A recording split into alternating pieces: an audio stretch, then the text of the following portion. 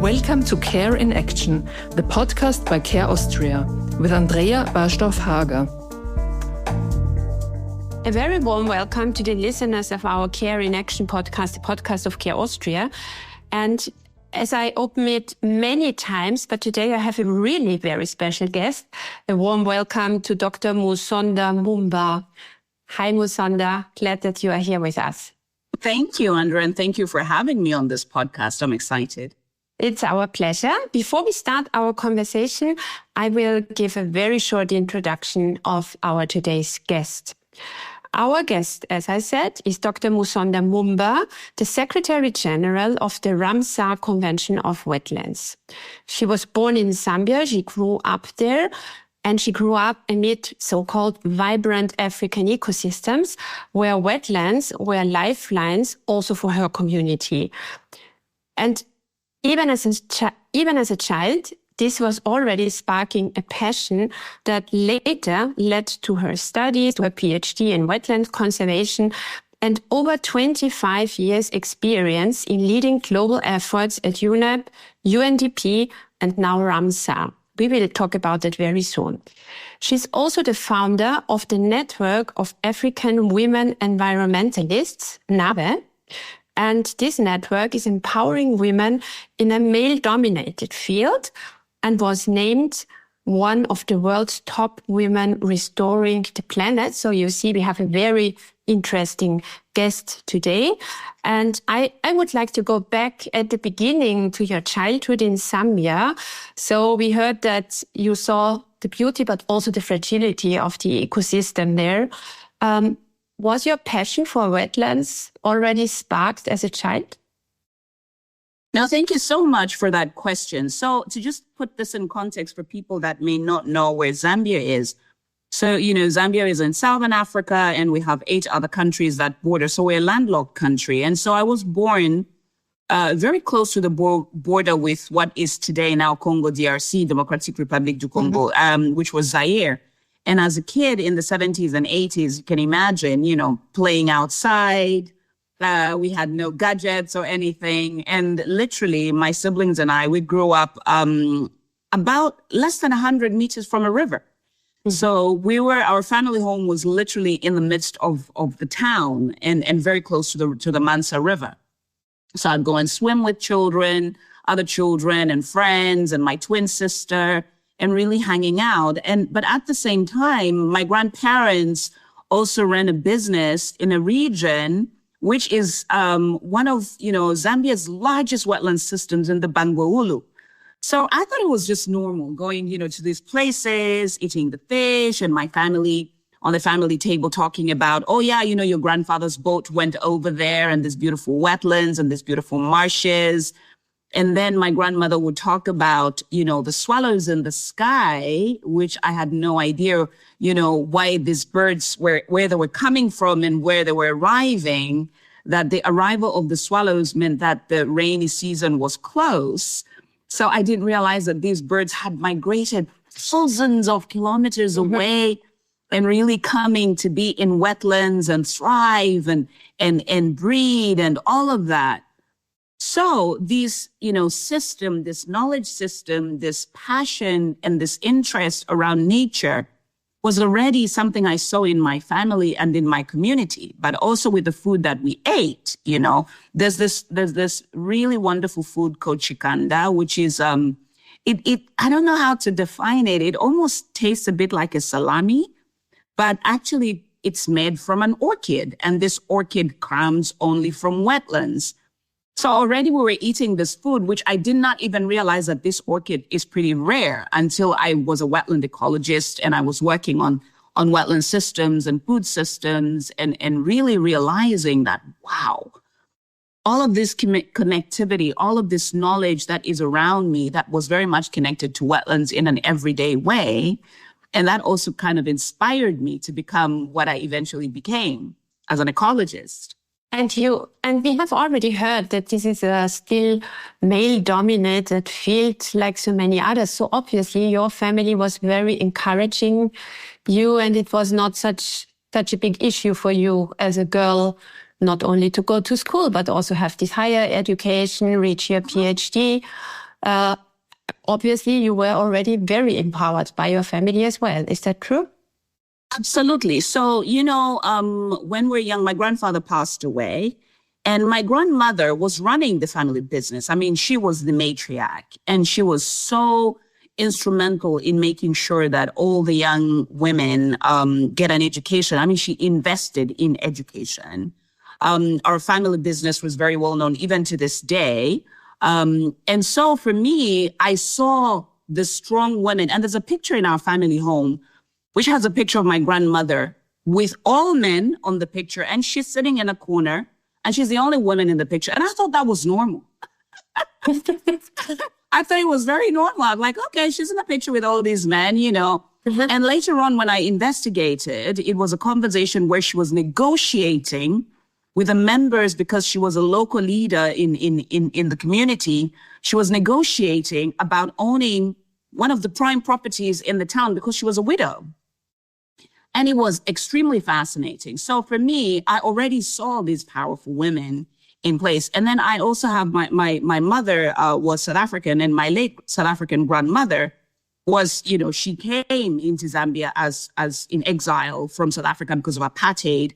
And she was a trained nurse who talked very, very much about all these injustices and all of this. And I was like, okay, this is normal.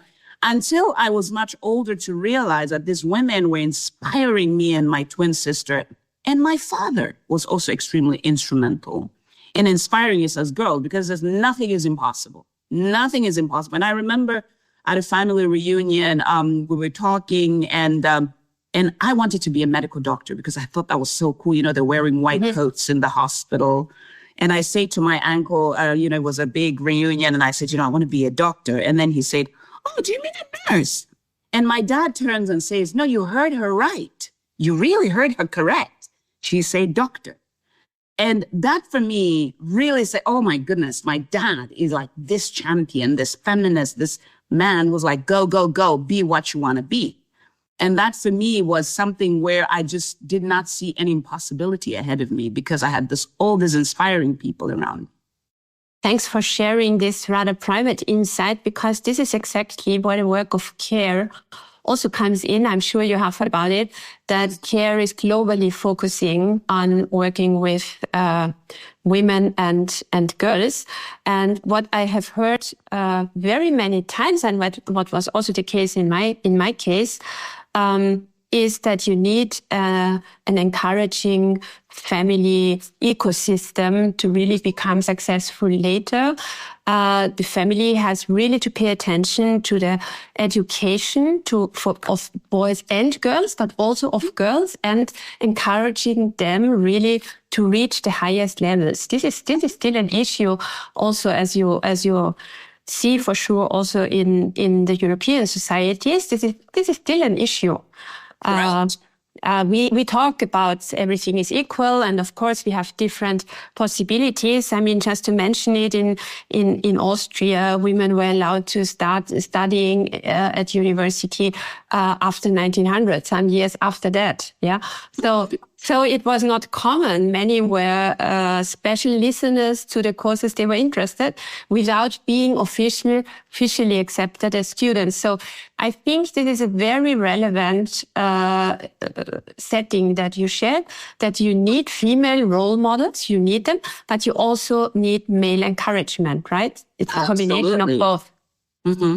I agree. I couldn't agree more. Mm-hmm. And for today, I would say that you are one of the role models, right? When it comes to fighting the impact of climate change and being a real environmentalist, right? Mm-hmm. Yeah, no, absolutely. So, you know what's interesting. So after I studied what I studied, and also going back to the region where I was born, because I was in Zambia, but also seeing the dynamics happening in Zambia, I noticed that, these changes in these wetland systems, these very complex dynamics. And I was trying to understand, okay, why are we getting more invasive species? Why is there less water? and what is the intersection of, degradation, once degradation happens in an ecosystem, and what are the impacts on communities? And remember, I spoke about this food, this plant orchid kochikanda. It's women that harvest this particular plant. And so over time, I realized there was less and less and less, and it became very expensive in markets. And the women would say, look, we can't find it over here because, the trees were cut over there, and this section has been degraded. And this is something that I even saw when I worked as a UN diplomat in many different parts of the world, where when degradation happened to ecosystem, particularly wetlands, the first point of challenge started with the women and children, and particularly with droughts. And so the manifestation of droughts also shows up very evidently in wetlands, because a wetland by nature is supposed to be wet. And allows you to do some agriculture and to produce food and also stable food. And this is the right moment in this podcast to mention that over 300 million at the moment of people on our planet have not enough to eat. They are food insecure. And this is quite a lot. And the tendency is unfortunately growing.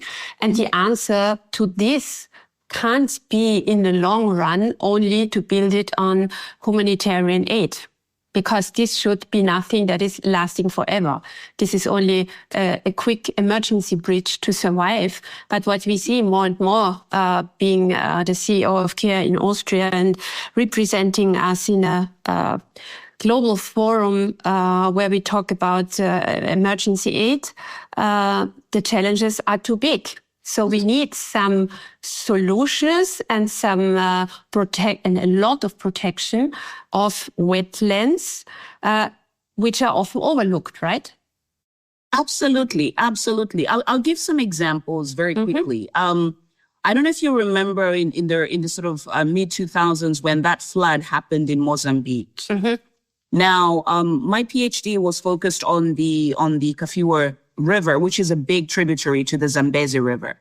And the Zambezi as a system has several dams, big hydrological dams. One of them is the Kariba Dam, which generates electricity for Zambia and Zimbabwe. And then further down is the Cahora-Bassa. The Cahora-Bassa Dam is the one that's in Mozambique to provide electricity to Mozambique. Now, this level of regulation in rivers basically reduces the amount of water in the floodplain downstream. So the Zambezi enters the Indian Ocean in a beautiful wetland system called Maromeo in Zambezia. Now, Maromeo is where, when those freak rains of 2002, 2003 happened, we saw how, and further, it meant several years, this flooding of these floodplain areas. There was a very dramatic picture of a woman giving birth in a tree. And I think CNN was, everybody was talking about the ethical nature of that, is it CNN, is it BBC? I cannot remember. But the woman was in the tree because she was running away from the floods. The water was rising. By the very nature of floodplains, the water rises, right? But people had been using this place for agriculture for years because not enough water was happening. So to your point on the humanitarian side, I think what has happened in places like Mozambique is this conversation of how do we have these early warning mechanisms, even within wetland systems, but also how do we build an element of resilience, particularly in fragile ecosystems like wetlands, which tend to be fertile because women are trying to grow food, but also very susceptible to change, extremely susceptible to extreme rainstorms, and all of that. So we work, obviously, as a convention, for example, particularly Mozambique and many other countries work with, WWF, the World Conservation Organization, which Wetlands International, which is a Dutch-based international organization, and many other partners and local partners and the humanitarian sector to really talk about how do we have a whole of society approach to minimize impacts, but also manage wetlands better for people. Because we have realized, and very recently, and I'll talk about it a little bit later, we launched this Global Wetland Outlook, where we talked about what is the cost of losing a wetland, or what is the cost of having a damaged ecosystem to people, but also to women in particular, and to sort of, younger people in a community who are more fragile and usually not economically capable of really thriving and surviving in this, very dilapidated and very degraded space. So I would like to highlight some of the aspects that you mentioned, also from a point of view of care. Some of our appreciated listeners might think, why is it so important, especially to women and girls? Because in many African settings and societies, they are the main food producers, small-scale agriculture, and many women and girls are the main food producers for their families and their communities. So this is one of the important points. The second one is that CARE Austria in particular, but CARE is one of the most important partners when it comes to humanitarian aid for Mozambique for many, many years. We have been working in Mozambique and also in the field of what we summarize under resilience building. So how can we strengthen the resilience of a local community to have sustainable income and survival and better agriculture for the needs of their environment, especially under the impact of climate change, which is an additional layer of complexity to what we were talking about, right? And finally, I couldn't highlight it more that, because it shouldn't sound now in this conversation between two very privileged women, because you have a very super interesting job. I have a good, interesting job. And we are talking here about really basics, and millions of people literally in this minute are struggling to survive. Yeah. So in our positions, we take it very seriously that, of course, our organizations bring a certain level of expertise to the table, but the main players and the main decision makers are always locally grounded. I assume this is also the case with the work of the Ramsar Convention, right? Absolutely. I couldn't agree more. So this is also why, Andrea, a year ago, when I was in the second year of my tenure as Secretary General, and remember, I used to be an intern at the convention in 1998. I have read that. Yeah. In 1998. So coming back, this is a very full circle moment for me. I've gone around the world and had a really and very fortunate and privileged career. And then I returned to the convention here in Switzerland. So, and at the same time, I've been very fortunate to have this vantage point of entering different spaces and different countries around the world and seeing what is experienced and what is happening. So one of the things that I realized, and this also goes back a little bit to my reflections and my experience in the past, was that every time I read documents or I read publications about wetlands, they never talk about the women that work around wetland issues. So one of the campaigns that we started in the convention was called Women in Wetlands, change makers in their communities. And I literally, challenged my team. I said, let's go out there and find these women anywhere in the world. Who are they at the political level? Who are they at the community level? Who are they in the scientific level or in the innovation level? Oh my goodness, it's been phenomenal. And we're happy to share that information with you, so that you can share it with your constituency. What was amazing was, one of the women, for instance, is, Sibylle Vermont, who's Swiss. She has been super impressive in the sense that, not only was she, the negotiator for Switzerland, she's had a very long career in the water world, but also has been in, similar to me, very male-dominated environment, talking about conversations around wetlands, around climate change, around all these different issues. And I watched her negotiate, and I watched her talk about these complexities and some of the policies that are problematic for communities and women. And I was like, whoa. But then I also realized that she was the bridge builder between our convention, to also the United Nations, because we are not in the UN system. So we're now connected to the UN Water Convention as a water convention, to talk about these issues and how water is very central to communities and to life and to health and all of that. I was just blown away. And then another woman is a woman from El Salvador. Her name is Lina Paul. I've actually never met Lina, but we have communicated and been in touch when I was in the UN. Now, Lina used to be the Minister of Environment of El Salvador, and she did something phenomenal. She presented a resolution at the General Assembly in 2018 to talk about, let's have a decade on ecosystem restoration. And for her coming from, an Amazonian kind of environment, she's like, look, something has gone wrong on the planet. The systems are degraded. The systems have been controlled. You live on the Danube.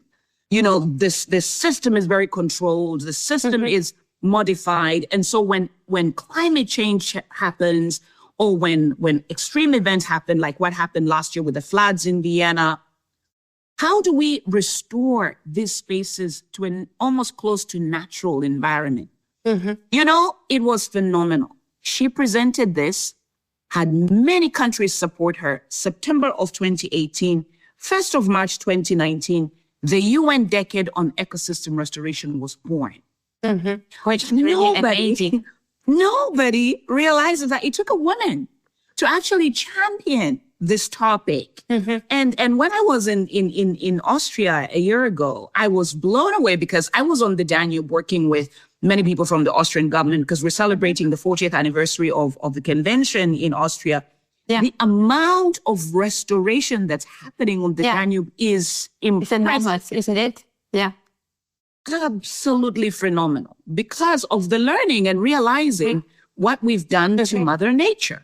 Yeah, I think we have all made quite a journey, and we now see that the beliefs that we had when the two of us were children, because when I was a child, everything was regulated. Every river, every small river was put in a concrete bed, and everything was regulated. Nowadays, we spend millions to naturate our rivers and areas again. I mean, Vienna's position at the Danube was always quite privileged historically already, because the Danube is not in the city center, like in Bratislava or in Budapest. So floodings were not too bad in Vienna. And we have now this extra regulation basin built, I think it was in the 60s or 70s, if I remember correctly, where flooding is not happening any longer in Vienna with the Danube. But you are totally right. We live very close to a very exploited ecosystem, and we take it somehow for granted. It's normal that it's there, and we take it for granted, right? And what I also want to highlight, because you shared the valuable contributions of two very impressive women like yourself. And what we need is meaningful participation for women. This was for me a very good example. We also, as an organization like CARE, we focus, of course, on the so-called, I don't like the expression, grassroots level. What does that mean? But of course, we include all the farmers, all the small-scale farmers, all the people living in remote areas, also in Mozambique. But we have to enable more women and girls to participate meaningfully at all levels. And not just sitting at the table as a woman with all educated people, and they don't dare to raise their voice because they simply are not well equipped for it. So I think the examples that you shared and that we are sharing today really highlight the relevance and importance of good education and access to good education and information, right? Absolutely. I couldn't agree more. Super. So let's talk a little bit about that's your specialty, not mine, but I will ask you the question. So from my perspective, and in many of the podcasts, this is a topic that we see at the moment, or not at the moment, we have seen in the last years a real loss in biodiversity, also in the so-called development industrialized countries. This is due to conflicts, pollution, and many other things. First point. Second point, I don't think that many people are aware of that wetlands are able to store more carbon than forests. I'm not saying that we don't need forests anymore, but this is a pro for protecting wetlands because they are good carbon storages. And your convention, Musonda, the Ramsar Convention, pushes for so-called wise use of wetlands. What do you exactly mean with that? Right. So let me just take you a little bit to our history. So our history as a convention, we were born in 1971. So we are the first ever multilateral environmental agreement. And so the visionaries it was in Iran, right? Ramsar is the city where it was signed in Iran, no? Correct. So I'll give a little bit of history. Yeah, so please. One of the founders actually, and the main sort of initiator of all of this, was the Swiss ecologist Luke Hoffman, Dr. Luke Hoffman. He was a zoologist. So Luke went and settled in the Camargue, in Arles, in the town of Arles, and he saw how in the Camargue, this beautiful wetland system, all these birds that would come in and migrate in this region, coming all the way from Russia and back, so this migratory pathway. And he was working a lot with hunters. And hunters were like, look, we're seeing this decline, talking about biodiversity loss, because the hunters are observers. Yeah. And they know that, okay, no, we're not going to continue doing this because the population is a lot less, and we wait. So I think hunters are some of the most patient individuals. So the hunters were the ones that were raising the flag. We've seen this bird and we've seen that bird and da-da-da-da-da. We need to do something about it. And Luke was like, okay, hang on. But the birds that you're talking about actually are all coming into wetlands. Mm-hmm. What is the state of the wetland? So he started asking around because it was a network of European wetlands. Okay, what's happening in Poland? What's happening in Austria? What's happening everywhere. In Germany? Everywhere. So now everybody's writing each other letters and says, oh, actually, we haven't seen the stork in so many years. What? Yeah. And so people began to realize there was a correlation between, for instance, in Germany and also parts of Austria, this extraction of peat for energy. Yeah. So you extract peat. Now, peat wetland systems are the most also carbon-dense ecosystems. So now you want to extract peat, but to extract peat, you have to drain the wetland. Mm-hmm. You drain it, make sure it's very dry, and then you take the peat and then use it for energy and all of that. Now, these are very diverse spaces where there are insects, there are amphibians, and birds, when they're migrating, find this place. So the conversation started to come and pop up. How do we use these spaces wisely? So when this terminology was put within the actual core principles of the convention in 1971, they all gathered and said, okay, let's find a place where we can all be a little bit neutral and identify a location where we can sign this agreement. And they all traveled to Ramsar in Iran in 1971. Yeah. And the agreement was signed. But there was a lot. It was a culmination of conversations way back when in the 60s, when there was this realization that we were degrading spaces. But because wetlands are also human interacted spaces, is the conversation was, how do we use them wise? Before the word sustainability was even born, the word wise use was at the table. So this has been a part of the conversation for our convention now, 50 plus years on, to now discuss what is wise use? How wise is wise? And how sustainable is sustainable? So to just give another very quick example, so part of the wise use principle, in a case like in Cameroon, one of the women that we recognize, Cécile Njebet, she works with many women in the mangrove systems. Now, mangroves are very fish rich.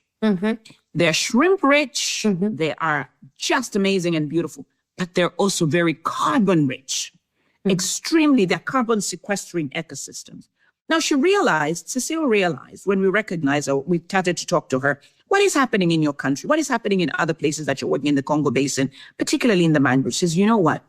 Women are the ones who work with the fisher folk and sometimes even go into the sea and get the fish and everything, but they're also smoking the fish. Now, smoked fish is a multi-million-dollar industry in Central and West Africa because dried fish is the source of protein for many communities, and it's part of the nutrition, part of culture, part of rituals and everything. And she realized that women were cutting the mangrove wood to smoke the fish. Mm-hmm.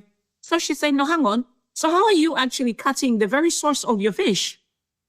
You're destroying the very wetlands. So let us figure out another way. We plant some woodlots of other trees that are fast growing and potentially local trees so that you can use those trees in a very rotational way to smoke the fish while the mangrove recovers. And it was phenomenal to really have this. So this is also an example of how do we use a system wisely? Because it's the system that's feeding you. It is the system that's keeping the carbon content on the planet low. It is the system that is also sheltering you from potential disasters in the case of a storm. And these multiple layers, and this is really the very essence of this convention. How do we do things wisely? Use our spaces wisely. And this approach was taken decades before the buzzwords of today, like sustainability and climate impact and things like that, have even existed in our minds. But it also shows wisely includes economy, community, and also a global interest.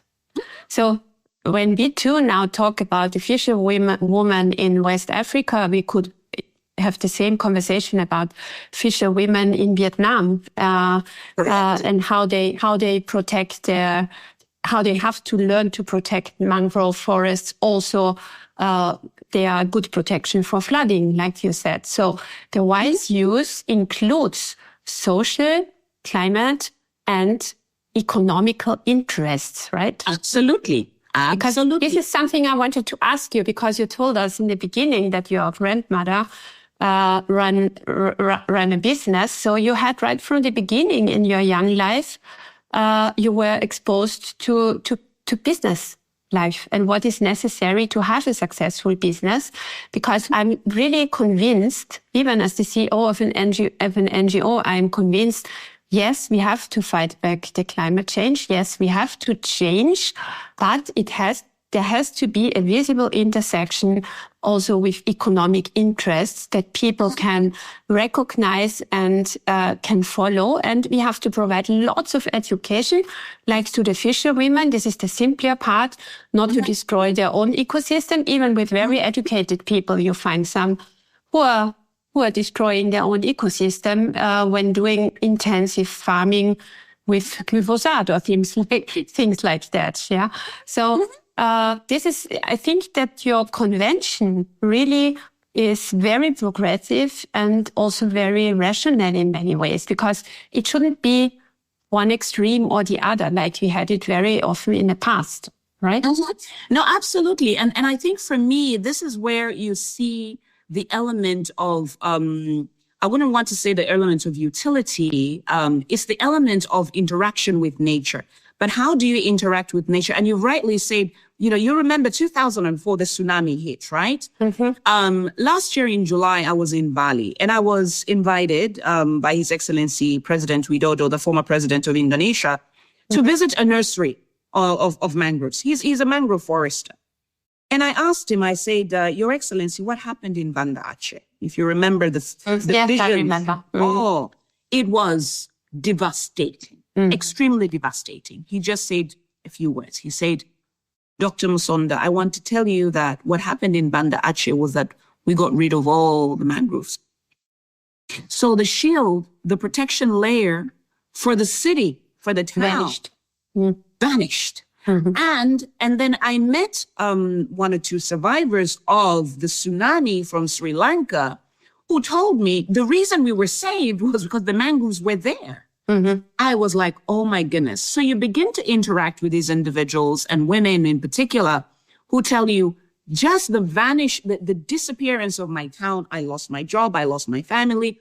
I lost my livelihoods. I lost everything. And now I have to rebuild from scratch and I'm trying to figure out. And I want to say something that also is very interesting. I used to be, when I worked for United Nations Environment Program, I used to be the focal point on mountains globally in the world. And I remember coming to Vienna. Actually, I went to another town not far from Salzburg, where I was speaking at an event organized by women in Austria about women in mountains. And what I found very fascinating is that even, we talk about making sure that women are empowered, they have access to, economic access, et cetera, and also have their own financial stability. But you also realize that sometimes the tenure systems are problematic. So the tenure system, one of the ladies was telling me, like, oh, listen, I mean, the land in the Alps can never be subdivided. So if it belongs to my grandfather, it belongs to my grandfather. So it does not belong to me. I cannot own it. And so sometimes it's so difficult for me to be able to justify why I have to reinvest money in there because of this tenure system. And I say to them, I said, wow, what you're describing is also something that I have seen for women in many parts of Africa. Yeah. And I'm very fortunate because I'm one of the few women across the continent and now growing masses of women that actually own land, which was never the case. But systemically, sometimes the certain policies also undermine. And one of the things I realized over time, even with the restoration of damaged wetlands, some of these wetlands actually are on private land. And we've gone to communities and to women and said, okay, you need to plant so many plants and you need to mount so many trees. And the woman looks at you as like, I don't own the land. It belongs to my husband. Why should I invest in this planting so many trees? And by the way, a tree doesn't grow in 3 days. It's going to grow in God knows how many years. And I could even be divorced. And then I lose everything I have invested. So what is the incentive for me to actually be an equal contributor to this structural complexity and this system? So I can imagine that even, how you work in care, you begin to see this at the very bottom of society. And it's a cumbersome way and cumbersome thing to be highly educated, well-informed, and to meaningfully participate, right? And not all of our sisters, let's put it like that, are willing to follow this path. We see also in a traditional country like Austria, we see a certain backlash when it comes to feministic topics. That young women say, I don't want to be a feminist. For us, it was normal. We were proud when we grew up to say, of course, I'm a feminist. No, absolutely. I mean, the backlash is there for sure. The backlash is there, and it is, and I think the issues that we have to deal with after 30 years in this sector, they are much closer together. It's not any longer you in Africa, we in Europe. It's all the same. We are debating the same things, maybe in different levels, but still, we have to find global solutions. So, what I want to ask you. Not the final question, but one of our last points of discussion. I'm deeply convinced that only global collaboration can help us solve problems. Now we are very much exposed to very powerful new tools. Let's call them artificial intelligence, knowing that there are many, many different tools that we are talking about. And I have already had some guests in this podcast series where we talked about the fact that especially in African settings, but also in other global settings, parts of some river systems are unmapped. Yes. Still, yes. Yeah. And do you think that these new tools that are now penetrating our daily life, more or less, and our working life, can help us become more efficient, a bit faster? No, absolutely. Absolutely. So remember, I told you that in July, I was in Vienna.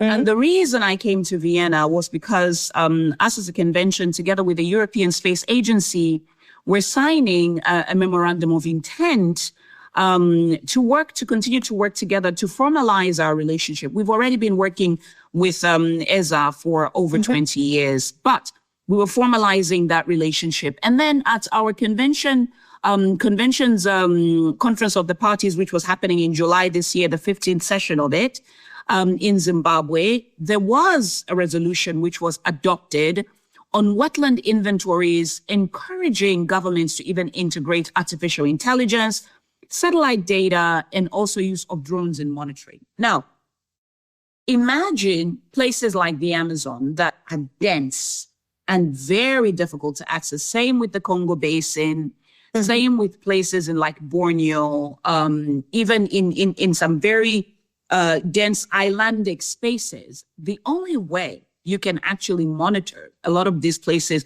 and now the technology is very advanced. You're measuring the depth of the water, you're measuring the actual temperature dynamic to even know the vegetation cover that is there. And this for us is extremely helpful. But that does not also replace traditional knowledge, because in places like the Amazon, indigenous peoples know how to sense the nature. They know how to sort of get a sense, okay, if we hear this bird or we hear this sound, that means that something has vanished. And then complemented by the satellite data, for sure, a satellite image can say, oh, you're right. That wetland we thought was there has disappeared. Oh, what happened? Okay, there's been a drainage and there's been a dredging and now there's a new dam and blah, blah. Because most of these places are remote. So for us as a convention, the use of these new technologies, for sure, are helping this very diverse conversation. But also because we're the convention of wetlands and waterfowl. So we believe, because we support all these different flyways. I was in Machegg in Austria, and I remember seeing the Schloss there, and there were these big, massive empty nests. And the gentleman I was with was like, oh yeah, the birds have just left. They've left. And they have this beautiful map on the wall that tells you the migration pathway. A few months later, I was in Nairobi, Kenya, and then one of the guys from the Kenya Wildlife Service said, oh, we've just received these storks that have, because they're now monitoring together with the Austrian government. Oh, they just arrived in Nairobi. I was like, whoa. So we have nearly real life flight data of the storks moving from Austria to Kenya and vice versa. Isn't that amazing somehow? It's phenomenal. And then they were like, oh yeah, they're just about to leave because they're heading to Cape Town. Now, remember, in other places, there was a story, actually, I think it was in 2020. Was it in 2023 or 2022, just around the time of COVID? There was a report of a bird, which was called the Bartel Godwit, which flew from Alaska 13,000 kilometers nonstop.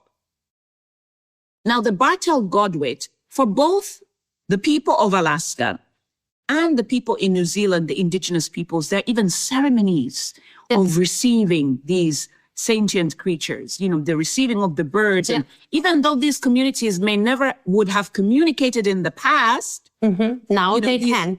Exactly. Here you are with a device, you've got a phone, and you can download an app and say, oh, we can see where it is now. And wow.